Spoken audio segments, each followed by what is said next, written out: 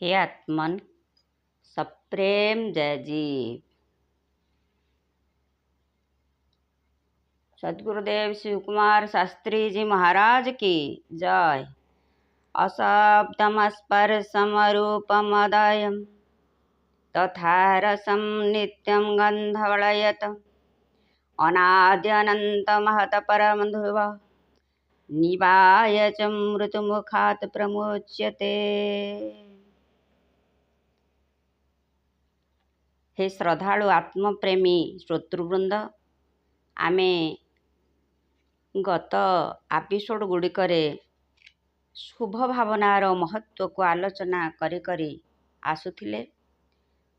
आज आमे एभली एक तत्व को आलोचना करने को जाउछंती जहा सद्गुरु आमको कहउछंती ना से रूप अछि, ना तार आकार अछि, ना ताकू देखी हुए, ना ताकू शुणी हुए, ना से चाखी हुए, ना ताकू सुंघी हुए। एमिति एक तत्व जे कि बहुत बड़ आउ प्रधान तत्व। एभली एक तत्व को आमे केमिति बुझिबा?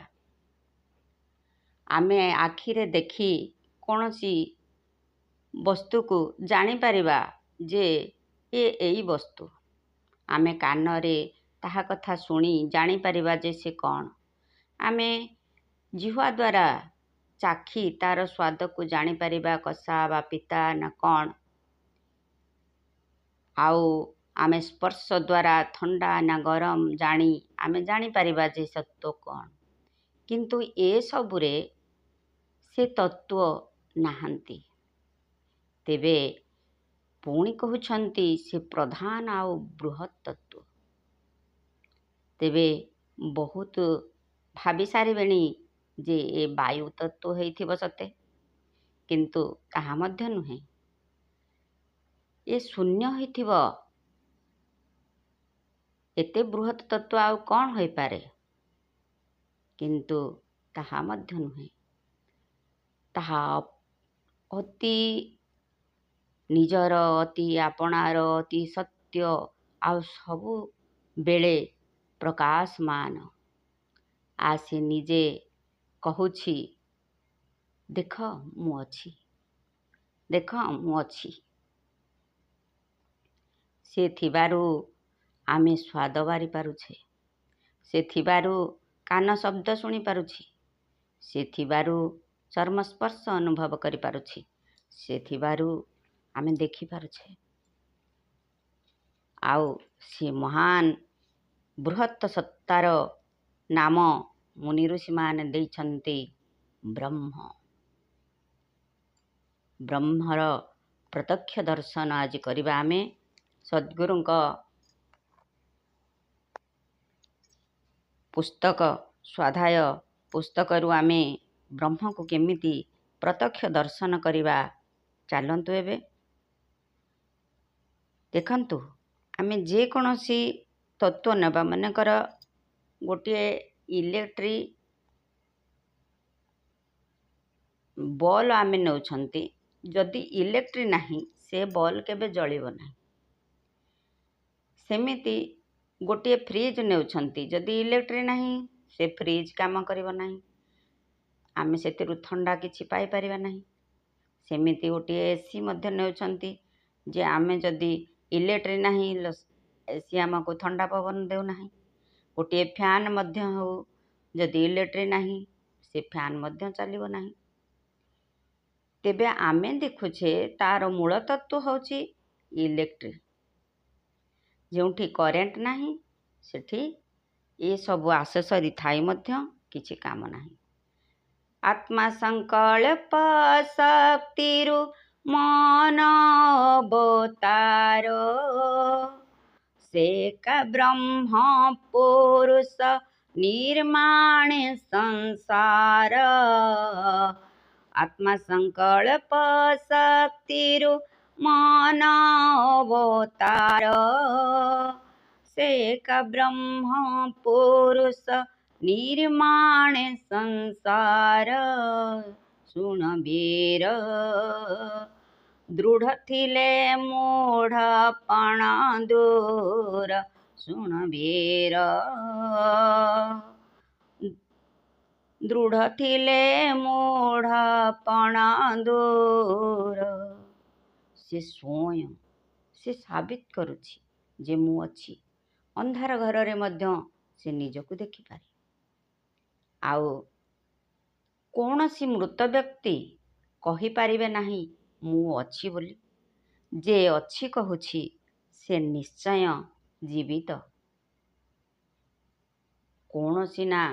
କୌଣସି ବ୍ୟକ୍ତିକୁ ଆପଣ ପଚାରନ୍ତୁ ଆପଣ ଶୋଇ ସାରିଲେଣି? ସେ ଯଦି ଶୋଇନଥିବେ ଜବାବ ଆସେ ନା ମୁଁ ଚେଇଁଛି ବା ଶୋଇନି। ତେବେ ଜଡ଼ବାଦୀମାନେ କହନ୍ତି ଆତ୍ମା କ'ଣ? ଆମେ ତ କେହି ଦେଖିନାହୁଁ, ଆମେ ତା ଉପରେ କାହିଁକି ଏତେ ବିଶ୍ୱାସ କରିବୁ? ସେମାନେ ଅସ୍ୱୀକାର କରନ୍ତି।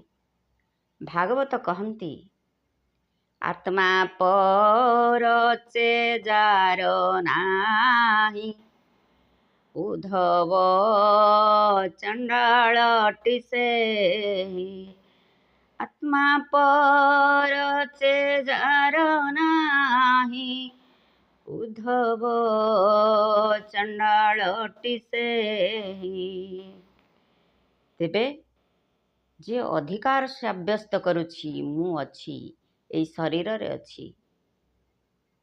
ବହୁତ ଜଡ଼ବାଦୀ କହନ୍ତି ଟେପ୍ ରେକର୍ଡ଼ ଭଳି ଏ ଶରୀର ଏ ବାଜୁଛି, କଥା କହୁଛି। ଗୋଟେ ଜଡ଼ ସହିତ ଗୋଟେ ଚେତନର କ'ଣ ତୁଳନା କରାଯାଏ? ବିନା କଥା କହିବାରେ, ବିନା ଇଲେକ୍ଟ୍ରିରେ କ'ଣ ଟେପ୍ ରେକର୍ଡ଼ କେବେ ସାଉଣ୍ଡ ହେବ? ଏସବୁ ତତ୍ତ୍ୱକୁ ଆମକୁ ସିଦ୍ଧ କରେଇ ସଦ୍ଗୁରୁ ନେଉଛନ୍ତି। ଏ ତମାମ ସଂସାରିକ ଚିଜ ଯେତେ ବି ଅଛି ଏସବୁ ଆତ୍ମାର ସର୍ଜନା। ତେବେ ଆମେ ପ୍ରତ୍ୟକ୍ଷ କରୁଛେ ଆତ୍ମାକୁ ଏଇ ଶରୀର ଦ୍ୱାରା। ଆତ୍ମା ଥିଲେ ଏ ଶରୀର ସଂସାରକୁ ଦେଖିପାରୁଛି। ପ୍ରତ୍ୟେକ ବୃତ୍ତି ଦ୍ୱାରା ଏ ମନର 50 ବୃତ୍ତି ଅଛି। ଆମେ ଆଗକୁ ଆଲୋଚନା କରିବା। ତ ଏ ବୃତ୍ତି ଦ୍ୱାରା ମନର ଯେଉଁ କ୍ରିୟମାଣ ଶକ୍ତି, ଏଇ ଆତ୍ମାର ଯେଉଁ କ୍ରିୟମାଣ ଶକ୍ତି ମନ, ସେ ବୃତ୍ତି ମାଧ୍ୟମରେ ପାଟି ଦ୍ୱାରା ସ୍ୱାଦ, ଚର୍ମ ଦ୍ୱାରା ସ୍ପର୍ଶ, ଆଖି ଦ୍ୱାରା ଦର୍ଶନ, ଆଉ ନାସ ଦ୍ୱାରା ଗନ୍ଧ ବାସ୍ନା, ଆଉ ଜିହ୍ୱା ଦ୍ୱାରା ସ୍ୱାଦ, ଏମିତି ଆମେ ଇନ୍ଦ୍ରିୟ ମାଧ୍ୟମରେ ଏ ସଂସାରକୁ ଭୋଗ କରିବାକୁ ଆସିଛେ। ଏ ସଂସାରକୁ ପ୍ରକାଶିତ କରୁଛି ଏଇ ଆତ୍ମା ଏଇ ଶରୀର ମାଧ୍ୟମରେ। ମୁଁ ବ୍ରହ୍ମ, ଅୟମ୍ ଆତ୍ମା ବ୍ରହ୍ମ। ତେବେ ଏ ମୁନି ଋଷିମାନଙ୍କର ଜ୍ଞାନ, ଏ ବ୍ରହ୍ମଜ୍ଞାନୀମାନଙ୍କର ଜ୍ଞାନ ଯେମିତି ବହୁତ ଗୁଡ଼ିଏ ହିନ୍ଦୁ ଏକାଠି ଏକ ସଭା ଗଠନ କରନ୍ତି, ତାଙ୍କୁ ହିନ୍ଦୁ ସଭା କୁହାଯାଏ। ସେମିତି ବ୍ରହ୍ମଜ୍ଞାନୀମାନେ ଏକାଠି ହୋଇ ଯେଉଁ ଦର୍ଶନ ଦିଅନ୍ତି ସେ ହେଉଛି ସମଷ୍ଟି ଦର୍ଶନ। ଆଉ ସେ ଦର୍ଶନକୁ ଆମେ ସମଷ୍ଟି ଆତ୍ମା ବା ପରମ ବ୍ରହ୍ମ ପରମାତ୍ମା କହୁ। ଅୟମ୍ ଆତ୍ମା ବ୍ରହ୍ମ, ଇଦಂ ଶରୀରମ୍ ବ୍ରହ୍ମ, ସର୍ବଂ ଖଲିଦಂ ବ୍ରହ୍ମ।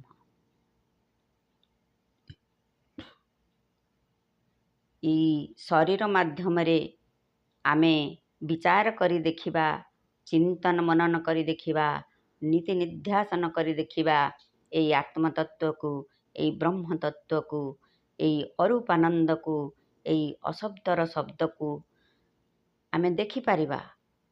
ଅରୂପେ ଅରୂପାନନ୍ଦ ରୂପରେ ସ୍ୱରୂପ